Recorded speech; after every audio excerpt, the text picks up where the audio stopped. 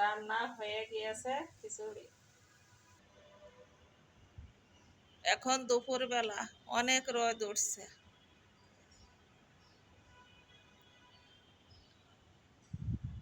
সামনে একটা swimming pool তৈরি হচ্ছে। মুসুরির ডাল আর চাল ধুয়ে নিয়েছি। এই চাল আমার দেশের বাড়ির।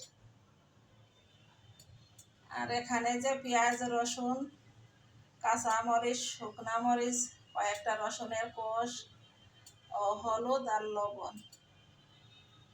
রান্না করতে এসব উপকরণ আমার লাগবে। তেল গরম হয়ে গিয়েছে, 4টে শুকনো মরিচ দিয়ে দেবো।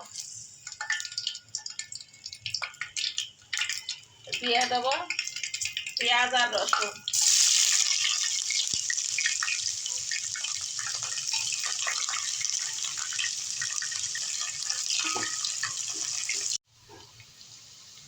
দিয়ে দেবো কিছুটা মুগ ডাল।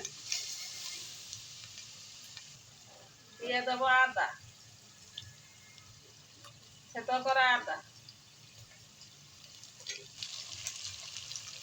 আর দিয়ে দেবো কিছুটা পাঁচফোড়ন। এখন দিয়ে দেবো ধনিয়া গুঁড়ো, লাল মরিচের গুঁড়ো।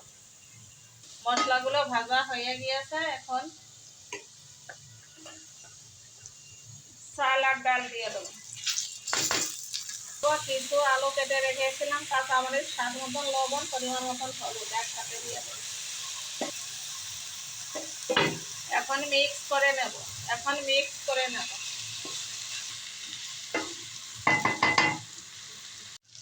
পরিমাণ মতন জল দিয়ে দেবো। দিয়ে দেবো ভেজে রাখা সয়াবিন।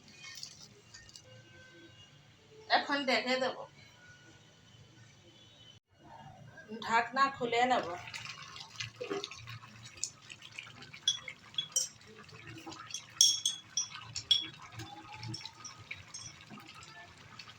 দিয়ে দেবো একটু গরম মশলা গুঁড়ো। ঢেকে দেবো। গ্যাস লো হিটে রেখে দেবো। রান্না হয়ে গিয়েছে খিচুড়ি।